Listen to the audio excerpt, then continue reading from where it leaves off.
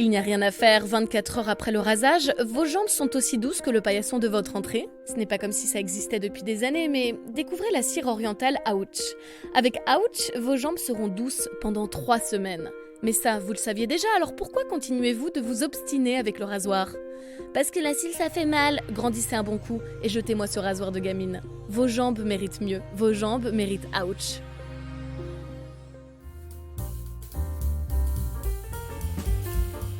Ne le dites pas à mes chefs, le podcast d'une humoriste pas très vaillante, réalisé par Laura Taouchanov, épisode 19.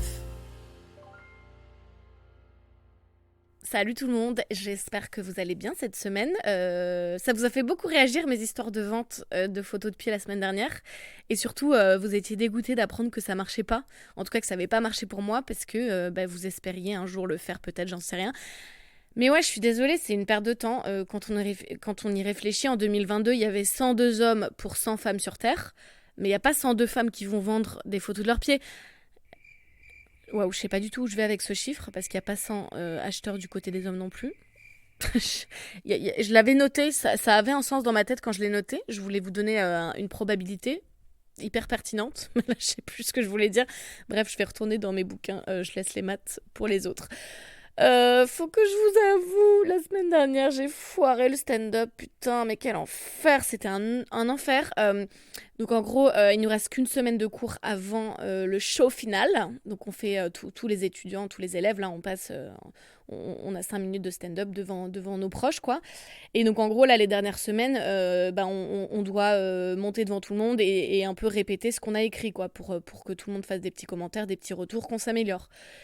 C'était mon tour la semaine dernière et j'ai commencé à parler, tout allait bien. Bonjour, alors mon père est bulgare et en plus psychologue, alors je sais pas si vous voyez le terreau fertile pour les daddy issues, mais moi oui, donc ok, tout se passait bien, enfin à peu près bien.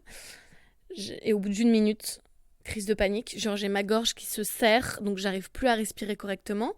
Je tremble, donc en fait j'arrive plus à articuler correctement non plus. Et là, je me suis dit, mais en fait, si je continue, je vais chialer. Donc j'ai dit, je peux plus. Et là, je me suis complètement fermée alors que tout le monde passait un bon moment. Enfin, tout allait bien. Les gens, ils ont pas compris. Et j'ai dit, je peux plus, je m'amuse plus, je m'amuse plus, j'ai plus envie. Et là, tout le monde m'a dit, allez, mais vas-y, continue, on est là pour ça, on est bienveillant, enfin, tout va bien. Et je suis là, non, mais je veux plus. Et je sentais que j'allais chialer. Et donc, je suis partie m'asseoir. Mais quel échec. Genre, j'ai toujours cru que j'étais faite pour ça. Et franchement, c'était grave dur. Genre là, j'en rigole up, c'était horrible. Enfin, j'étais vraiment déçue. Tu sais que mon corps, il m'a joué un tour. Enfin, toute ma tête était là. J'avais écrit un truc dont j'étais contente. Enfin, et voilà, et mon corps, en fait, il m'a trahi, quoi. Abusé. Donc, j'ai décidé que j'allais rester tranquillement avec ce petit podcast de lâche, sous ma couette, toute seule dans ma chambre. Et tant pis, je prive le monde de mes talents de stand-upeuse, mais c'est comme ça, en fait, c'est mon corps qui veut pas. J'ai décidé que, du coup, j'allais pas faire le truc final. Enfin, tant pis, en fait, j'ai pas envie de m'infliger ça, c'était horrible. J'ai plus envie de le faire. Donc, je vais continuer à aller au cours pour être avec mes camarades, mais tant pis, moi, je ferai pas le truc de la fin, là, ça me terrorise. En fait, peut-être que j'étais pas prête à changer de vie et à être célèbre, hein. Parce que c'est clairement ce qui m'attend le jour où je me lance dans le stand-up, ça va décoller tout de suite, je vais multiplier les plateaux télé, les interviews et tout, flemme. En vrai, c'est un mal pour un bien. Et il y a un mec du cours de stand-up qui veut me vendre son micro, c'est un chanteur, il en a pas besoin. Sauf qu'il m'a décrit le micro, je suis allée le voir sur internet, mais la qualité, elle a l'air incroyable. Genre, on entend chaque moindre mouvement de bouche. Enfin, c'est vraiment, le micro a l'air dingue. Mais je me dis, si je prends ce micro-là, vous allez entendre toutes mes pensées, tellement il est bien ce micro. Et je vais être censurée avec ce micro, en fait. Mon podcast, il va être supprimé. Là, vous vous dites, ah bon, elle se censure ? Ah là, ce que vous entendez chaque semaine, c'est édulcoré à mort. Hein. Ça vous choque ? Ah, mais attendez que je change de micro, vous allez voir ce qu'il y a dans mon cerveau. Et j'ai un exemple parfait pour vous montrer à quel point mon cerveau est tordu. Donc, dans ce groupe de stand-up, là, dans mes cours, il y avait un premier mec qui s'intéressait à moi et... Bon, je pense que c'est pas l'homme de ma vie, mais il pourrait m'intéresser pour une petite histoire. Sauf que ça m'a fait peur, donc maintenant je le ghost, je me débrouille pour pas être à côté de lui, ça me fait peur. Et il y a un deuxième mec qui s'intéresse un peu à moi, enfin il m'a ajouté sur Insta, il m'écrit, machin, et moi je l'aime bien, tu vois. Sauf que ça me fait peur, donc qu'est-ce que moi je fais ? Je me mets à draguer le premier, à flirtouiller devant lui pour qu'il se dise qu'il y a peut-être quelque chose entre nous. Donc moi, je me dis que ça va peut-être un peu éveiller sa curiosité, et à la fois, il va rien tenter, parce qu'il va peut-être se dire, il y a peut-être un truc entre nous. Non mais la meuf est folle, mais en fait, ça me fait trop peur qu'il tente quelque chose. Clairement, pour qu'il se passe quelque chose avec ce deuxième mec, faudra qu'il me mâche tout le travail, parce que c'est mort. Moi, je fais pas le premier pas, ni le deuxième, ni le 10e. Genre, fais-moi tout, et peut-être qu'il se passera un truc.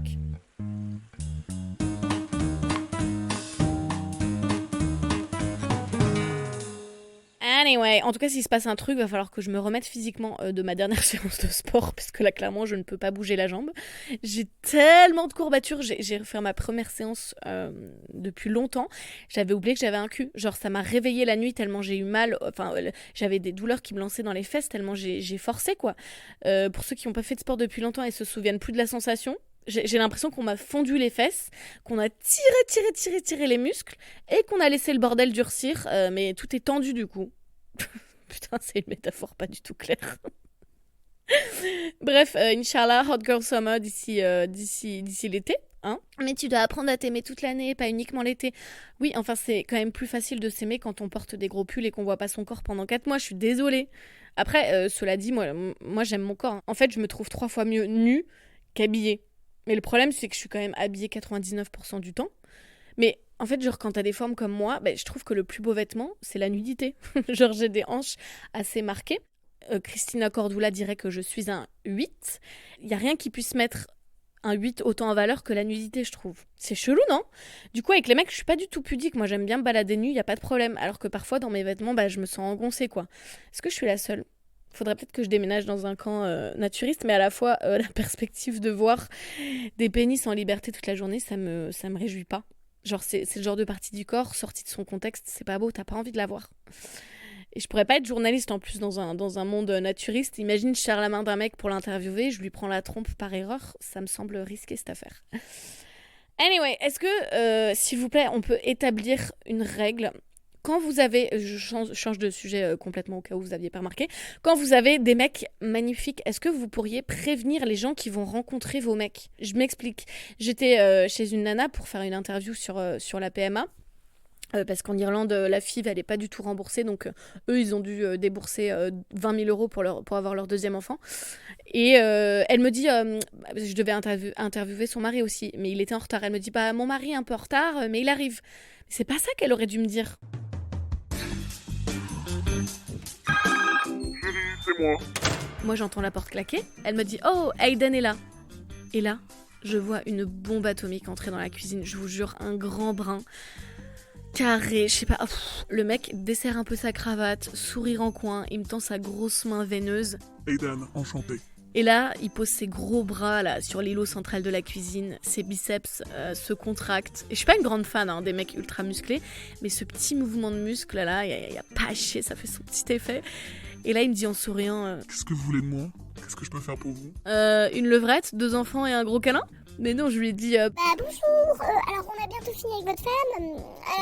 Alors j'ai juste quelques questions pour vous si ça vous ennuie pas, bien sûr. Hein. Je sais que vous rentrez du travail, j'ai pas envie de vous sauter dessus. Enfin si, enfin non, enfin si. Et là, sa femme, elle me dit bon, je vais vous laisser seule pour faire l'interview. Hein. Je vous laisse un peu d'intimité, je m'en vais.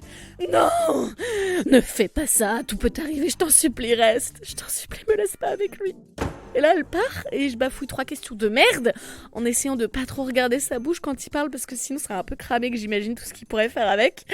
Et voilà, l'interview se termine et je me casse le plus vite possible de leur maison. Mais faut prévenir, meuf, t'es malade ou quoi? Tu peux pas juste dire mon mari rentre bientôt.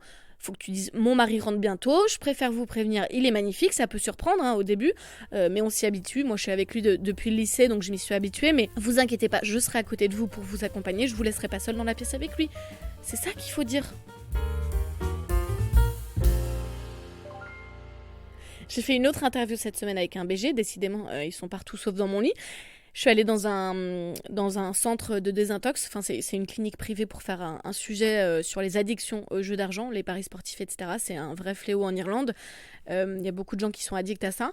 Bref, le mec que j'ai interviewé, non, c'était un policier repenti. Et il m'a livré tous ses secrets les plus sombres. Ça m'a émoustillée d'être sa confidente comme ça. Il était beau. En plus, il était agité. Je sentais que je le mettais mal à l'aise. Bon, en réalité, c'est sûrement de se replonger dans ces souvenirs-là qui le rendaient agité. Mais moi, j'essayais d'imaginer que c'était moi. Je le déstabilisais un peu, quoi. Et je suis encore en train de réfléchir à une addiction que je pourrais m'inventer pour le rejoindre en désintox. Il y est encore pendant quelques semaines. En plus, l'endroit est canon. Genre, c'est un château trop beau du XIVe siècle. Il y a une piscine, un hammam pour qu'ils puissent se détendre entre leurs sessions de thérapie, etc. J'imagine déjà nos petits rendez-vous nocturnes.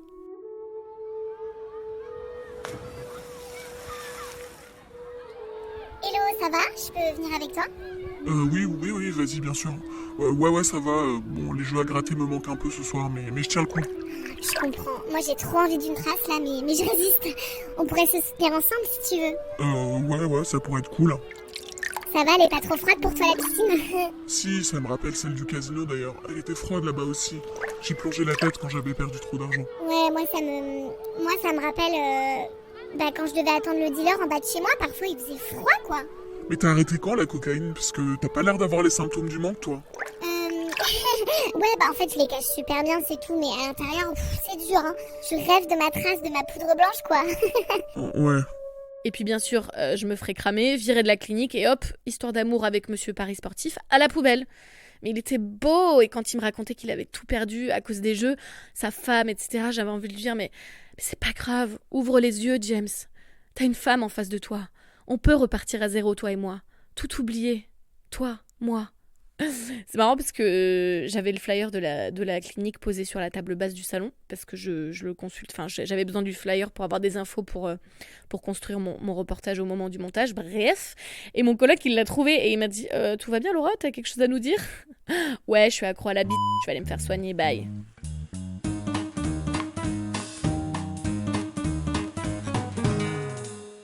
J'aimerais vous parler de cette série policière que je viens de terminer, 4 ans après tout le monde. C'est Mare of Eastwood sur OCS. Je sais pas si vous l'avez vu, c'est avec Kate Winslet, ma personne préférée sur Terre. Je sais que je dis toutes les semaines j'ai une personne préférée sur Terre, mais je l'adore. Elle joue le rôle d'une flic dépressive et aigrie en gros, et c'est génial, elle est géniale. Et apparemment, elle a tellement bien joué qu'apparemment ça lui a pris 1 an pour se sortir du rôle. Enfin, elle a dû faire un peu de thérapie et tout parce que elle avait vraiment été un peu envahie par ce rôle un peu difficile. Bref, la meuf est géniale. Ils ont essayé de la mochir pour le rôle, mais il n'y a rien à faire, elle est trop belle. Ils lui ont fait une vieille teinture blonde avec des racines dégueulasses, mais même comme ça, il suffit, je sais pas, qu'il y ait un rayon de soleil, elle redevient canon, c'est impossible de l'enlaidir cette femme. Bref, et dans la série, il y a plusieurs jeunes filles qui se font buter, et elles sont retrouvées nues à chaque fois dans des rivières ou autres. Et le cerveau pervers de Laura, il se dit quoi en voyant ça ? Et il se dit que si je me fais tuer comme ça et que je suis pas épilée, mais la honte quoi, parce que t'es pas prévenu quoi. Je pense vraiment que j'essaierai de négocier un peu avec mon tueur. Qui va là? Qui a cassé la fenêtre? Je vais te tuer, salope! Ok monsieur, je comprends, y a pas de problème, vous êtes en colère, mais est-ce que ça vous dérangerait juste qu'on fasse un petit crochet par la douche pour que j'aille m'épiler avant? Qu'est-ce que tu me racontes? Là je suis pas douce comme un dauphin, donc je suis pas à l'aise. Imaginez la morgue et tout, là, les photos qu'on va prendre de mon corps et mettre dans mon dossier. Je veux pas qu'on se souvienne de moi comme ça. S'il vous plaît, je vous demande pas grand chose. Après vous faites ce que vous voulez de moi. Vous pouvez aiguiser votre couteau pendant que je m'épile. Installez-vous là. Bon, ok, fais-moi un café, je vais attendre là. Pareil, si je me fais agresser sexuellement, j'espère avoir le temps de dire au mec « Attends, juste calme tes ardeurs, je vais juste prendre une petite douche pour me rafraîchir. Ma dernière toilette remonte à hier, donc après c'est comme tu veux, frater, mais c'est mieux pour tout le monde, je pense, si je vais me laver 2 secondes. Ça te va? Ok, top, mets-toi là, mets-toi à l'aise, reviens dans 5 minutes.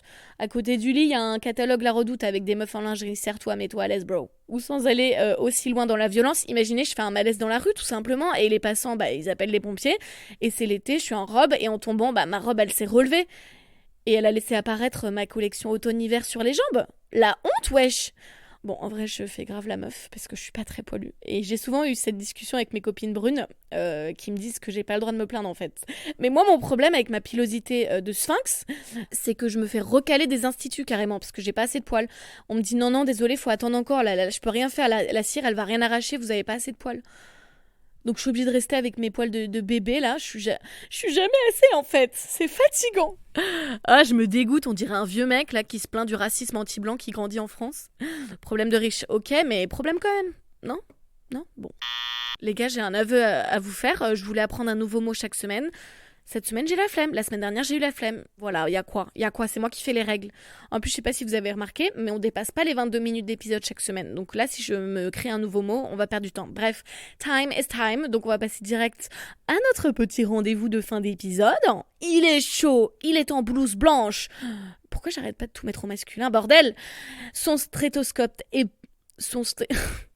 Son stéthoscope est prêt. Faites du bruit pour le docteur Lolo. C'est docteur Lolo. Viens voir le docteur. Viens voir le docteur. On a un petit vocal cette semaine de Juliette, Juju from the Blocks, qui est journaliste aussi, qui était ma collègue. Elle était correspondante à Belfast, en Irlande du Nord, et puis elle m'a lâchement abandonnée pour déménager à Londres. Quelle idée. Juliette, qu'est-ce que Dr Lolo peut faire pour toi ? Vous avez un message. Bonjour docteur, moi j'ai un petit problème qui concerne les réseaux sociaux. Je m'explique, je suis plutôt du genre à oublier mon téléphone de partout et pas répondre, mais je dois être sur Twitter et Facebook pour le boulot et la vie sociale. Je suis même pas sur Instagram et en même temps j'ai peur d'être complètement has-been puisque TikTok je comprends rien, Snapchat je comprends rien, Instagram encore une fois je comprends rien. Comment on fait pour pas se laisser dévorer et en même temps pas devenir complètement old school à seulement 28 ans. Merci docteur, je prends vos recommandations. Eh mais Juliette, t'as choisi le bon mot, les réseaux sociaux, ça te dévore. Je viens d'avoir mon relevé d'activité de la semaine là, sur mon iPhone, et je passe 5 heures par jour sur mon tel, mais c'est beaucoup trop. C'est un vortex. Parfois, j'ouvre TikTok, il fait jour, je lève la tête, la nuit est tombée dans ma chambre et je m'en suis pas rendu compte, mais c'est n'importe quoi. Je dois désinstaller l'appli régulièrement parce que j'arrive pas à me sevrer, enfin c'est horrible. En ce moment sur TikTok, il y a une vidéo qui tourne pas mal, c'est un filtre qui fait hyper naturel et les meufs, elles en sont dingues en fait. Enfin, ça fait naturel dans le sens où on voit pas que c'est un filtre. Tu peux passer ta main devant ton visage, le filtre reste, enfin c'est assez dingue. Je l'ai essayé, mais c'est un enfer. Genre, le filtre, il se met parfaitement sur mes traits. Genre, ça fait hyper naturel, c'est fou. J'ai les lèvres pulpées, j'ai le nez affiné. Et bon, par contre, j'ai les yeux plus clairs. Mais les frères, j'ai déjà les yeux jaunes tellement ils sont verts. Enfin, qu'est-ce que vous allez m'éclaircir ça ? Et apparemment, il y a de plus en plus de meufs qui font de la chirurgie tellement elles supportent plus leur visage sans filtre. Mais c'est d'une tristesse. Bref, les réseaux sociaux, ça m'a saoulé tous ces gens qui font semblant là d'avoir des vies de ouf, qui documentent tout, et nous on regarde en plus. Et dès qu'ils posent le téléphone, ils chialent parce qu'ils ont des vies de merde. Non mais c'est d'une tristesse. Et ça me fait toujours rire, tu sais, quand t'as des gens qui préviennent leur communauté, qui font un break des réseaux sociaux, une détox. Souvent ils repostent un truc en mode attends, dernière chose et après je pars vraiment. Oups, encore un dernier truc et après c'est sûr je coupe. On dirait quelqu'un qui essaye d'arrêter l'héroïne, je te jure, c'est impossible. Après le problème c'est que si t'as pas de réseaux sociaux, Juliette, bah t'es marginalisée. Je suis tombée sur un mec charmant sur Tinder hier qui mentionnait pas de réseaux sociaux dans sa description. Premier réflexe, moi, c'est de me dire menteur, t'es marié, t'as 2 gosses. Mais non, faut pas réfléchir comme ça. C'est bien, préservez-vous quoi.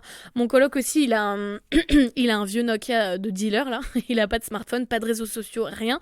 Genre si je veux communiquer avec lui la journée pour une urgence, je dois lui envoyer un mail au boulot. Bon là c'est peut-être un peu extrême. Genre garde ton smartphone, mais préserve-toi des réseaux sociaux. Franchement c'est toi qui as raison. J'arrive plus à dire ce mot réseaux sociaux, donc je vais arrêter de le dire. Mais c'est toi qui as raison, franchement. Pour nous, c'est trop tard. Mais toi, tu as encore une chance de survivre dans ce monde. Ne m'attends pas, Juliette. Je ne vais que te ralentir. Cours et fuis.